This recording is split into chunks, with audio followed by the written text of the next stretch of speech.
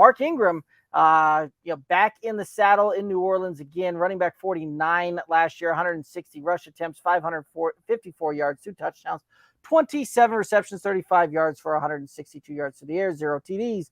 Thoughts on Mr. Mark Ingram? I feel like he's starting to lose a little bit of a step there, right? Like he just was not nearly as efficient last year, even as a spell back. Um, and you thought we'd see some more of the what was that 2017 version. But that's a big difference in running back years, right? 3 years is a career for most of these guys, and you're getting a completely different player. Now, I still think they find a use for him, especially as balanced as this team's going to be. We're not going to see Jameis step back and toss it around 45 times a game.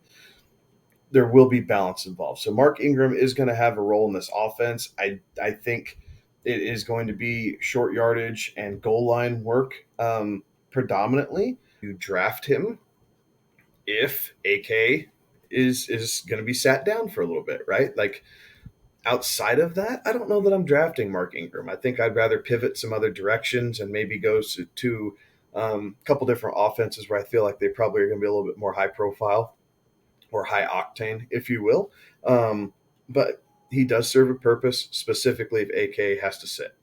Yes, I would agree with that. And for the most part, you're not going to have to fight anybody off of Mark Ingram come draft board time and draft day time, because he is going down there in like the 250 plus type of ranges overall, and you're running back, forget it type of thing. All it takes is one tweet to change that. True. That is very true. And for the most part, right, like, I am also anticipating that, we probably won't see Alvin Kamara for a full season on this one. So at that point, I think you're right. I do like the fact that you could potentially pick him up as a depth piece and have him there. And, if nothing else, get a little bit of run there on a super deep, just kind of depth play there.